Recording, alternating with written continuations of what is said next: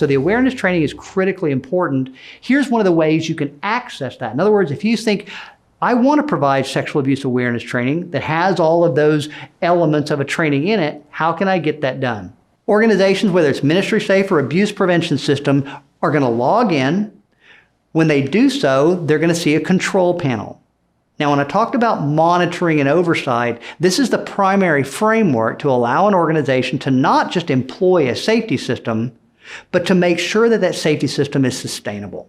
So you'll see in this control panel depiction, there's your staff, your volunteers, there's your awareness training, there's your background check, there's your application, reference checks, interview policies and procedures, a framework to allow you to create your system and make it sustainable. To send a training link, it's easy. It's just hitting add user. It's going to ask you to put in a first name, last name, and email address, decide whether they're a volunteer or a staff member. Then you can choose tags that you would pre-create in your organization that allows you to further refine the organization of your people, then select a training. And there's several trainings to select from, whether it's the sexual abuse awareness training, a basic training, or whether it's the sport-specific sexual abuse awareness training. Because see, grooming in youth sport unfolds differently than it would, say, in a daycare center, or the camp version. Because the grooming process unfolds in an overnight camp different than it does, say, a children's ministry. Then there's the Spanish translation. Then there's the option to do the closed captioned in English or a variety of other languages. But once you've selected a training, simply hit add user. That person goes into your control panel. Once that person clicks on the email, it takes them to the video platform. And there's the training broken down into multiple segments that person can go back and watch and rewatch. But once they finish taking the training, it prompts them to take a 25-question quiz. It generates a certificate of completion, and your applicant is done. Because as soon as they've completed the quiz, it'll email them their certificate of completion, but it will also email it to their administrator, supervisor, and update your control panel with a green check and a calculation of their renewal date. And that renewal date there is a hyperlink back into their certificate of completion. Okay, so that's how people that are using Ministry Safe and abuse prevention systems provide the sexual abuse awareness training. And for large organizations that can be batch imported, there's just a number of ways to accomplish getting sexual abuse awareness training to your folks. So pre-COVID, we were training 50,000 people a month in the spring of 2019, and we're expecting that to continue once our summer programs begin to reemerge. So we've issued over 1,500,000 certificates since we began, and we're excited about continuing to serve as these programs reemerge. So the next step is skillful screening. Okay? How can we leverage that information? We've talked about skillful screening from the standpoint of, I've got to have good forms, but I also need to get training in the use of those forms. That's what we call a skillful screening training. This is how folks with abuse prevention systems and Ministry Safe can get access to the forms and the training. In the documents link over here on the left-hand margin, there's a drop down that gives you access to all of the screening documents with the high-risk indicators woven into those. So even if it's one of those circumstances where you just print them out and lay them down side by side with the screening instruments you're already using, perhaps there's a way to improve what you're doing. But no matter what, the skillful screening training is critically important because we're the only organization that provides that to understand the high-risk indicators and how different elements of your screening process are meant to gather them. And if you're using the Abuse Prevention System Control Panel or Ministry Safe Control Panel, the skillful screening training can be delivered, tracked, and refreshed through the control panel. Now, criminal background checks. As I mentioned earlier, there's a lot of information that my folks should have about criminal background checks that they don't.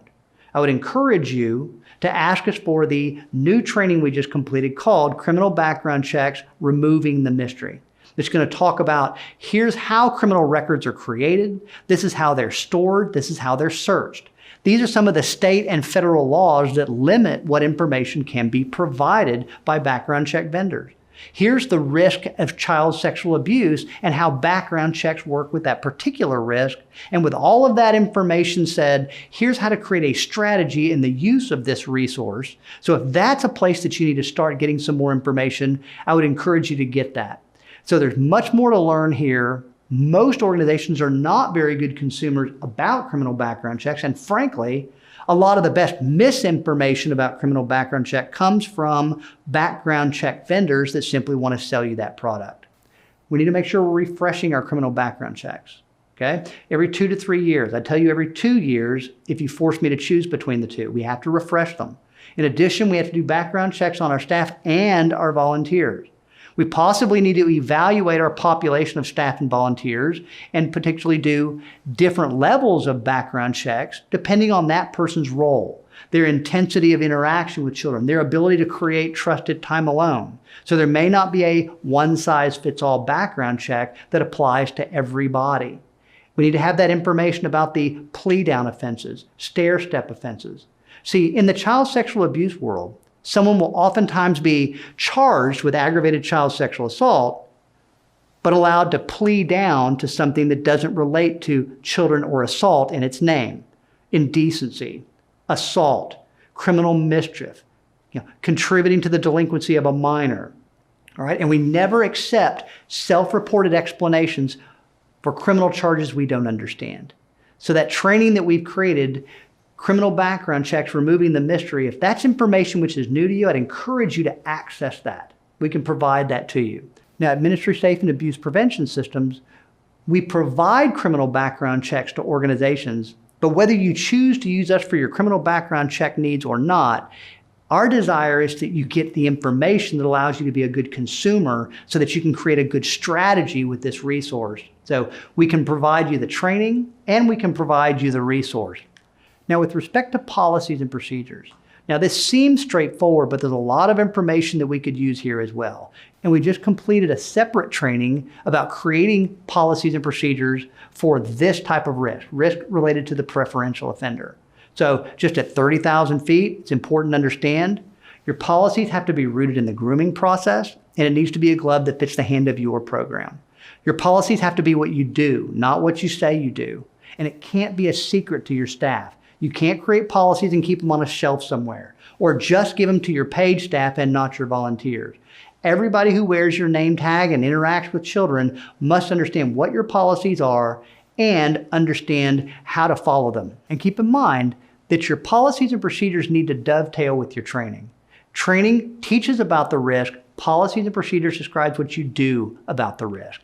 So if you need additional training related to policies and procedures, just request that from us and we'll make that available to you. Now, with respect to policies and procedures, the best place to start here is accessing one of the sample forms that we have available. So all the forms that are available through Ministry Safe and Abuse Prevention System are policy forms that are rooted in the grooming process. So there is no one-size-fits-all policy because, like I mentioned, the grooming process unfolds different in a youth sport organization than it does in a children's ministry or a summer camp or a private school. All of those are separate forms based upon how the grooming process unfolds in that particular program. I would encourage you to request one of those or sign up for Ministry Safe or Abuse Prevention System, download it for yourself, lay it down side by side with what you're already doing, or just use ours as the starting place to begin to build following the color-coded prompts to be able to create an effective safety system with that element of tailored policies and procedures. Now, finally, the monitoring and oversight. That's really what this control panel idea is all about, is creating a system that is sustainable, that allows you to understand these are the elements of my system, and this is the way I can show that I've actually done it, and that somebody else can come alongside, log into that, and see exactly what you've done and make that sustainable. In addition, there's a feature on here that allows you to archive it. Hit a button called Snapshot Archive. And what it does is it takes a screenshot of your entire safety system and puts it in a virtual library so that if there is a situation 5, 6, 7 years from now where you need to answer the question, hey, what were you doing way back then related to child protection? You have records of that that are time specific to when you need to demonstrate your preparedness at that time. So in terms of the information that's available of additional training, whether it's sexual abuse awareness training, whether it's skillful screening training, creating effective policies and procedures, criminal background checks, removing the mystery, or a deeper dive, which we call Ministry Safe Institute, we're going to list a whole variety of trainings here. you can go to support@ministrysafe.com or support@abusepreventionsystems.com and request whatever you need to take the next right step. So in summary, this is not a risk that's intuitive. It's not a risk that we're just going to accidentally do well. It's important that we understand the grooming process of the preferential offender, and that is the type of fence that we need to put in place.